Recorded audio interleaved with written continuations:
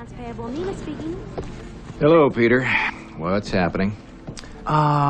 We have sort of a problem here. Yeah, I'm gonna need you to come in on Saturday. Office Space wasn't supposed to be a hit. It bombed in theaters, got buried by critics, and the studio had no idea what to do with it. But then something strange happened. DVD players hit American homes, and suddenly everyone was passing around a movie about hating their job. The cast worked for cheap. The director had never made a live-action film, and one scene, it was so violent that the studio almost cut it completely. These are 20 weird facts about Office Space, and the bonus, the real company that inspired Anytech and the lawsuit they almost filed. Grab your red swing line. This cubicle's about to explode. Number 1. Mike Judge had never directed live action. A little of both. I mean, I was pretty precise with adding yeahs and mms and just like, and I hadn't worked with actors that much. I mean, Mike Judge was an animation guy. He created Beavis and Butthead, a crude MTV cartoon that became a cultural phenomenon in the 90s. Then he created King of the Hill, another animated hit that ran for over a decade. But live-action filmmaking? He'd never touched it. Didn't know the first thing about blocking actors, managing a crew of 100 people, or shooting on actual locations with real lighting and sound challenges. When he pitched Office Space to 20th Century Fox, they were deeply skeptical. Judge had a cult following, sure, but animation and live action are completely different beasts, different skill sets, different problems, different language. Still, the script was sharp, funny, painfully relatable to anyone who'd ever worked in corporate America. And Judge had something most directors didn't. He'd lived it. Before animation fame, he'd worked in Silicon Valley as an engineer, sitting in cubicles, dealing with bosses who spoke in corporate jargon, attending meetings that should have been emails, watching his soul drain away fluorescent light by fluorescent light. He knew the world intimately, every detail, every frustration. So Fox gave him a tiny budget, a short shooting schedule, and basically said, figure it out. Judge showed up on day one absolutely terrified. He later admitted he had no idea what he was doing, didn't know where to put the camera, didn't understand coverage, but he surrounded himself with experienced crew members, listened to his cinematographer, trusted his actors, and somehow he pulled it off. The inexperience actually helped. He didn't know the rules, so he didn't follow them. Number 2. It started as Milton animated short.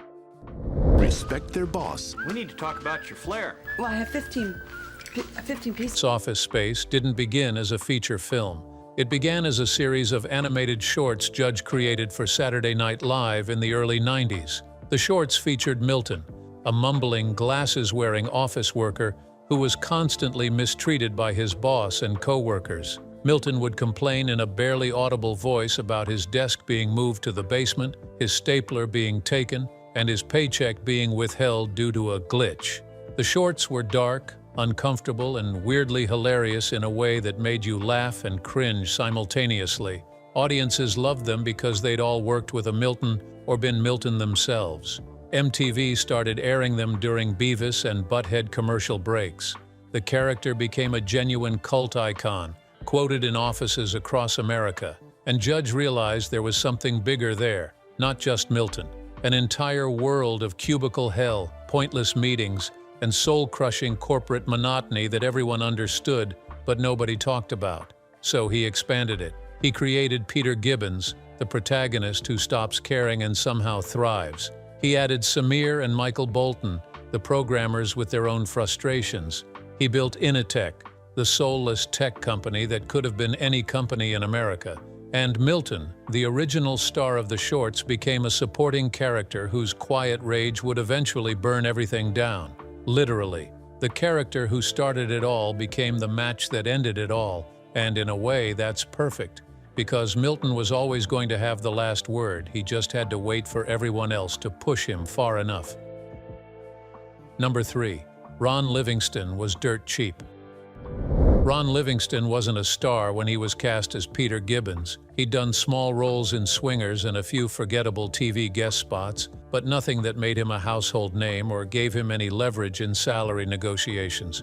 Judge wanted someone who felt like a real person, not a Hollywood leading man with perfect teeth and gym muscles. someone audiences could actually see themselves in, someone who looked tired, defeated, and genuine. Livingston auditioned and nailed it immediately. He played Peter with the perfect mix of exhaustion, sarcasm, and quiet desperation that made the character feel lived in. But because he wasn't famous, he worked cheaply, very cheap. His salary for Office Space was reportedly around $100,000, which sounds like decent money until you realize lead actors in studio comedies were routinely making millions at the time. Jennifer Aniston, who played Joanna in a supporting role, made significantly more because she was already a Friends superstar commanding top dollar. But Livingston didn't care about the money or the billing. He believed in the script deeply. He knew it was special, that it captured something real about modern work life that movies rarely touched. And he was absolutely right. Office Space didn't make him a massive movie star who headlines blockbusters, but it made him iconic in a different way. For an entire generation of workers, he is Peter Gibbons forever, the guy who stopped giving a damn and somehow found freedom in the collapse. Number 4. Jennifer Aniston needed a break from Friends. By 1998, Jennifer Aniston was completely exhausted. Friends was in its 5th season, pulling massive ratings, and she was one of the biggest TV stars in the world. Magazine covers, paparazzi, the Rachel haircut copied by millions. But she was also creatively restless, frustrated by the limitations of playing the same character week after week. She wanted to do something different, something that wasn't Rachel Green being neurotic and fashionable. When Office Space came across her desk, she was immediately intrigued. It was a small indie comedy, the complete opposite of Friends in every way. No laugh track, no glamorous apartments, no fashion montages. Just a woman working at a chain restaurant called Tchotchke's, dealing with a passive-aggressive manager who wants her to wear more flair. It was grounded, real, kind of depressing, and perfect. Aniston said yes immediately without hesitation. She didn't care that it was a supporting role with less screen time. She didn't care that the budget was tiny compared to her friend's salary. She just wanted to work with people who weren't making another sitcom, who were trying to capture something honest about American work culture. On set, she was low-key, collaborative, never pulling a star attitude or demanding special treatment. She even wore the actual Tchotchke's uniform without complaint, complete with the ridiculous suspenders, buttons, and forced cheerfulness. And when the film bombed in theaters spectacularly, she wasn't bitter or regretful. She knew what they'd made was good, honest, real. She just had to wait for everyone else to figure it out. Number 5. The flare scene was painfully real. What do I think? You know what, Stan? If you want me to wear 37 pieces of flair like you're That scene where Joanna's manager passive-aggressively asks if she wants to express herself and wear more flair became one of the most quoted, most uncomfortable moments in the film. It's excruciating to watch. The fake friendliness, the implied criticism disguised as concern, the impossible standard. And here's the thing, Mike Judge didn't make it up. He pulled it directly from real life, almost word for word. In the 90s, chain restaurants like TGI Fridays, Bennigan's, and Chili's required servers to wear buttons, pins, ribbons, and other flair to show personality and enthusiasm. But the rules were intentionally vague, arbitrary, and constantly shifting based on the manager's mood. They'd criticize employees for not wearing enough flair, but wouldn't say how much was enough. 15 pieces? 20? 30? Nobody knew. It was a no-win situation specifically designed to make workers feel inadequate and insecure. Judge had friends who worked at these places and heard the horror stories repeatedly. The humiliation, the confusion, the rage. So he put it in the movie, almost verbatim from real conversations his friends had endured. When the scene played at test screenings, audiences who'd worked in restaurants didn't laugh.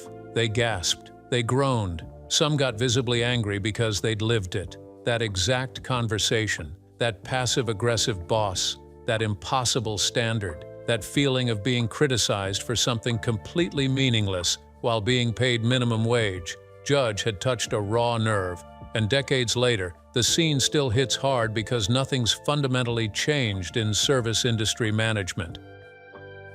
Number 6. The printer scene almost got cut. The printer destruction scene is legendary now. Peter, Samir, and Michael take a malfunctioning office printer into an empty field and beat it to death with baseball bats while Ghetto Boys' "Damn It Feels Good to Be a Gangsta" blares over the speakers. It's cathartic, violent, absurd, and deeply satisfying on a primal level. But the studio absolutely hated it during editing. They thought it was too aggressive, too angry, too violent for a workplace comedy. They worried that test audiences might be disturbed rather than entertained. It didn't fit the tone they wanted. They wanted safer comedy. They wanted Office Space to feel like other workplace comedies, light and forgettable. They wanted Judge to cut the scene entirely and replace it with something softer. Judge refused absolutely. He fought back hard. He said the scene was the emotional climax of the entire film. The moment where these beaten-down office workers finally fight back against the machines, the systems, the corporate hell that's been slowly crushing their spirits for years. He argued for weeks with executives. Eventually, after multiple meetings and threats from both sides, he won, but only barely. The scene stayed in by the thinnest margin. And when the movie eventually hit DVD and found its audience, that scene became the most replayed, most quoted, most memed moment in the entire film. People made tribute videos. They recreated it with their own office equipment. It became a cultural phenomenon representing workplace rage everywhere. And the studio executives who wanted it, cut quietly, pretended they'd supported it from the beginning. Number 7. Stephen Root made Milton a legend. Stephen Root wasn't supposed to steal the entire movie. He was a veteran character actor known for playing small, forgettable roles in dozens of films and TV shows. Solid work, but never the star. But when he auditioned for Milton, something genuinely magical happened that nobody anticipated. Judge had written Milton as a mumbling background character who barely appears, mostly showing up to complain about his stapler before disappearing. Root took that thin description and built an entire complex human being. The thick glasses that magnified his eyes, the monotone voice that somehow conveyed decades of accumulated rage, the barely suppressed violence simmering under every word. He made Milton simultaneously pathetic and absolutely terrifying.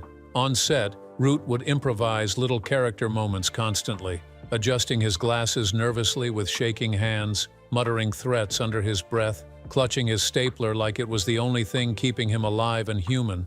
Judge loved everything Root did so much he kept adding Milton scenes during production, scenes that weren't in the original script, and Root delivered every single one perfectly. The "I'll set the building on fire" line, completely improvised by Root in the moment. The way Milton says "my stapler" like it's his last connection to sanity, Root's choice entirely. He turned a two-dimensional joke character into the dark, beating heart of the film.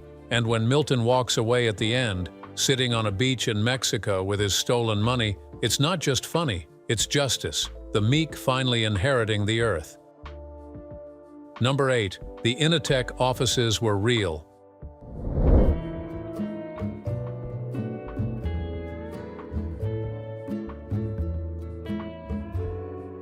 Most movies build elaborate sets on sound stages where they can control every element.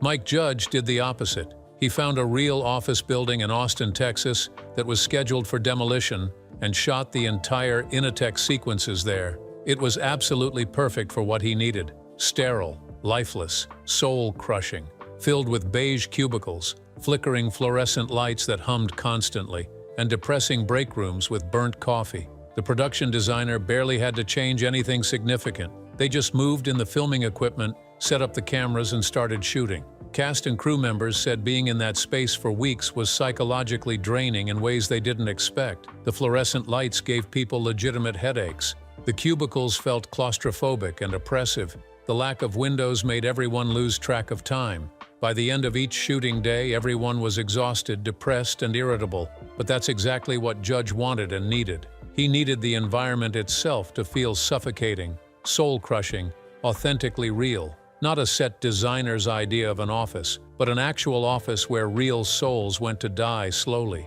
And it absolutely worked. When audiences watched Office Space, they recognized that office immediately. Not because they'd worked in that specific building, because they'd worked in that exact feeling. The beige walls closing in, the low ceilings pressing down, The sense that life was slowly being drained away, 8 hours at a time, 5 days a week, forever until death. Judge didn't just film in a real office. He filmed in every office that ever existed.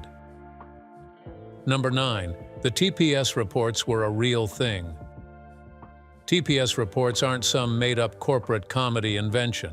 They're real, or at least they were extremely real in the 90s. In many corporations, Test Procedure Specification Reports, commonly abbreviated as TPS reports, were used to document software testing processes, quality control procedures, and other bureaucratic necessities. Mike Judge encountered them constantly during his engineering days working in Silicon Valley and thought they were the absolute perfect symbol of meaningless corporate bureaucracy, endless paperwork that nobody read, unclear purpose that nobody could explain, multiple managers asking about the same report without coordinating, and that cover sheet, the goddamn cover sheet that everyone kept forgetting because nobody actually understood why it mattered. Judge took that mundane reality and turned it into the film's perfect running gag.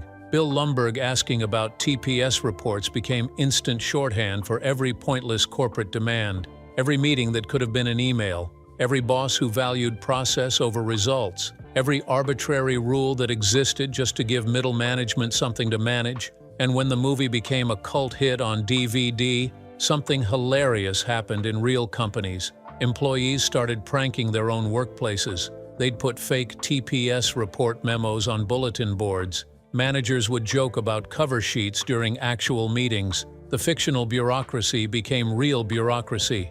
And somewhere Mike Judge was absolutely laughing at the absurdity of it all. He'd mocked corporate culture so effectively that corporate culture absorbed the mockery and made it part of itself. Number 10. It bombed in theaters. Completely. Office Space opened in February 1999 to almost no fanfare or promotion. Fox barely advertised it, didn't screen it for critics widely, and seemed almost embarrassed by what they'd produced. They didn't know how to market a comedy about hating your job to mainstream audiences. It opened in limited release, played for a few weeks in half-empty theaters and disappeared quickly. Total domestic box office, $10.8 million on a $10 million budget. After marketing costs, it was a complete disaster financially. Critics were mixed at best. Roger Ebert gave it 2.5 stars and said it doesn't really go anywhere in his review. The New York Times barely acknowledged it existed. Judge was absolutely devastated. He'd poured everything into his first live-action film, learned a completely new medium, and watched audiences completely ignore it. The cast moved on to other projects immediately. The studio moved on to bigger releases. Office Space quietly died in theaters and seemed destined for obscurity, or so everyone thought. But then, home video happened. DVD players exploded in popularity throughout 1999 and 2000. People started renting Office Space from Blockbuster, watching it with friends and roommates, laughing until they cried, then passing it around like a secret, and slowly, quietly, word spread. It became one of the most successful cult comedies of all time. It didn't win at the box office. It won in living rooms, dorm rooms, and actual offices where people played it on loop during lunch breaks. Because sometimes the best movies aren't the ones everyone sees. They're the ones that find exactly the right audience at exactly the right moment. Pretty wild so far, right? If you're nodding along, remembering your own corporate nightmare, go ahead and hit that like button or subscribe because what's coming next gets even more insane. We've got a stolen stapler that changed history, a soundtrack that almost didn't happen, and the moment Mike Judge realized he'd accidentally predicted the future. You won't want to miss it. Number 11. The red swing line didn't exist. Here, let me just go ahead and get that from you. Great. So... Here's something wild. That red swing line stapler that Milton obsesses over? It didn't exist before the movie. Swingline only made staplers in black and gray in 1999, but the prop department needed Milton's stapler to stand out visually, to be instantly recognizable as his prized possession.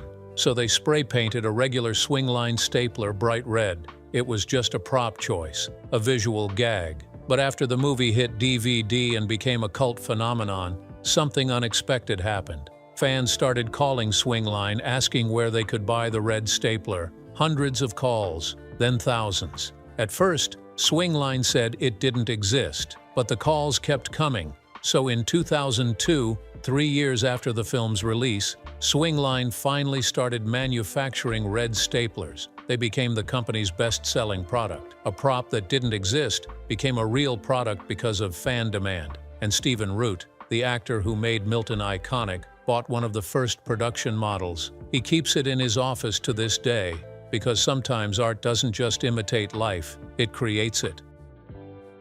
Number 12. Michael Bolton's name was intentional torture. The character Michael Bolton, the programmer who shares a name with the famous singer, wasn't random. Mike Judge specifically wrote that joke because he'd known real people stuck with unfortunate famous names. The entire running gag, where Michael constantly has to explain he's not that Michael Bolton and shouldn't have to change his name because he's not the one who sucks, came from Judge's own observations. David Herman, who played Michael Bolton, delivered the frustration perfectly. The anger, the exhaustion of explaining the same thing over and over. And when Michael finally snaps and says, "Why should I change my name? He's the one who sucks," it became an instant classic line. But here's the twist. The real Michael Bolton, the singer, apparently loved the joke. He thought it was hilarious. Years later, he even referenced it in interviews, playing along with the gag. He never sued, never complained, he just embraced being the punchline, because sometimes the best response to being roasted is to lean into it. Number 13. The gangster rap soundtrack.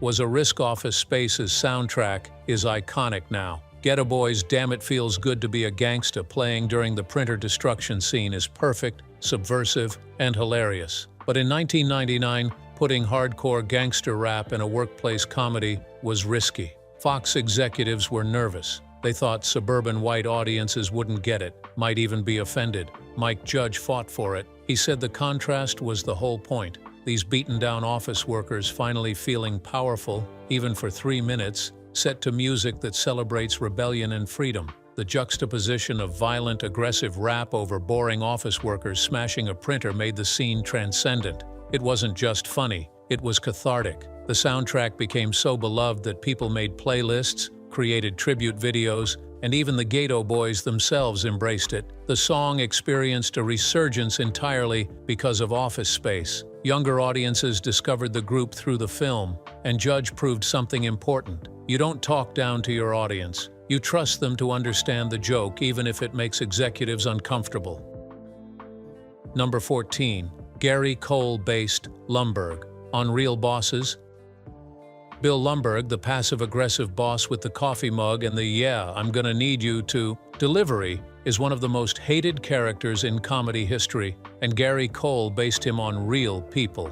Cole researched the role by interviewing corporate managers, reading business books, and observing middle management in action.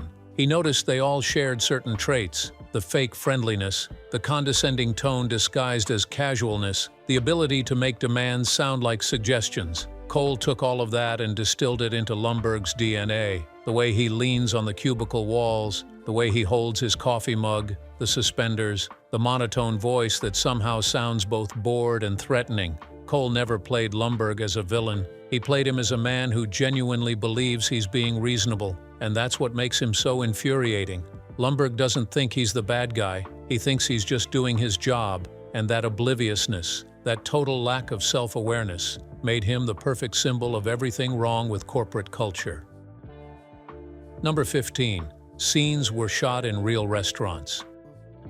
The Tchotchkes restaurant scenes weren't filmed on a soundstage. Mike Judge found a real chain restaurant in Austin, rented it for a week, and shot there during off hours. The waitstaff uniforms were real uniforms from similar restaurants. The flare buttons were actual buttons from the 90s. Even the manager character was based on real managers Judge had observed. The production dressed real servers as extras, and some of them ad-libbed lines because they'd actually worked these jobs. That authenticity shows. When Joanna's manager passive-aggressively critiques her flair, it doesn't feel like a comedy sketch, it feels like documentary footage. People who worked in service industries in the 90s have said watching those scenes gives them PTSD, the forced smiles, the arbitrary rules, the feeling of being judged for something meaningless. Judge captured it perfectly because he didn't exaggerate. He just showed reality. And reality, it turned out, was darker and funnier than any joke he could have written.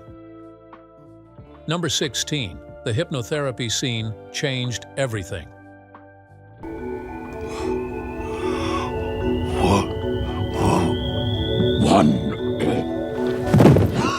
The hypnotherapy scene, where Peter gets hypnotized and stops caring about work, is the turning point of the entire film.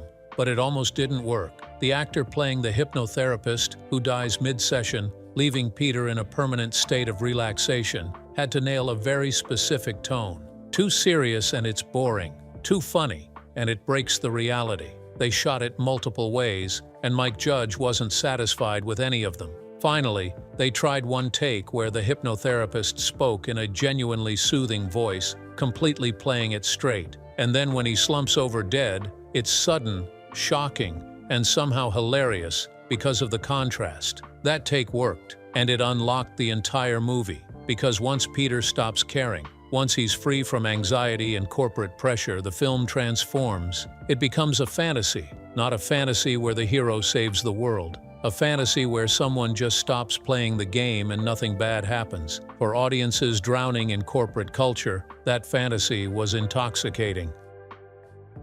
Number 17. Ajay Naidu improvised his accent. Hi, I'm Ajay Naidu. You may recognize me as the hot dog vendor in My Giant, or the perfume expert in Hannibal, or the Hindustani. Ajay Naidu, who played Samir, made a bold choice that worried the studio. He gave Samir a thick accent even though it wasn't in the script. Fox executives thought it was a risk, potentially stereotypical, but Naidu argued that Samir's accent was part of his character. An immigrant who'd worked hard, played by the rules, and still gets screwed over by corporate America. His frustration when he's fired, when he screams his full name at the office printer, feels even more powerful because of the accent. It's not a joke, it's rage. The rage of someone who believed in the American dream and watched it crumble. Naidu brought depth to what could have been a throwaway character. And his chemistry with David Herman made the friendship between Samir and Michael Bolton feel real. These weren't just co-workers. They were friends who'd survived years of corporate hell together, and when they finally rebel, smashing that printer to pieces, you cheer for them because you've been on that journey with them. Number 18. Fox had no idea how to market it.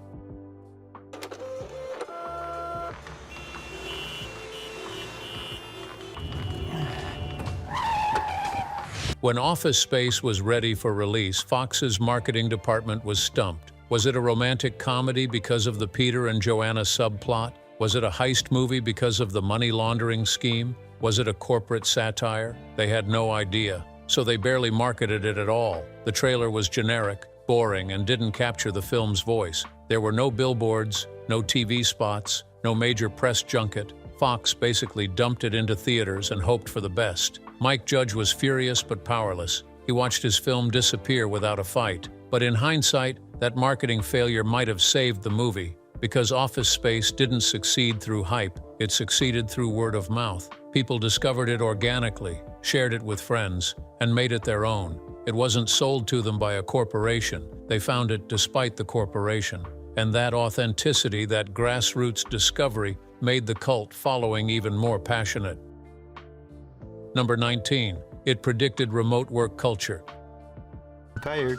Who respect their boss. We need to talk about your flair. Well, I have 15 pieces on. 15 is the minimum. Watch Office Space now, and it's eerie how much it predicted. Peter's fantasy isn't to get rich, it's not to work at all, or at least to work from home doing the bare minimum. In 1999, that was comedy. In 2020, after the pandemic forced millions into remote work, it became a reality.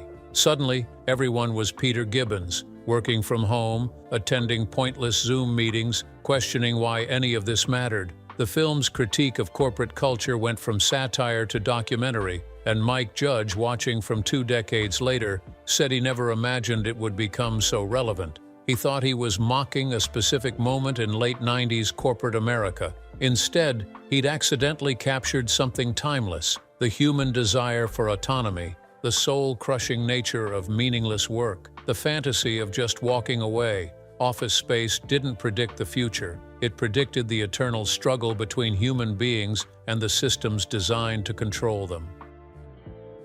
Number 20. Mike Judge never made another pure comedy.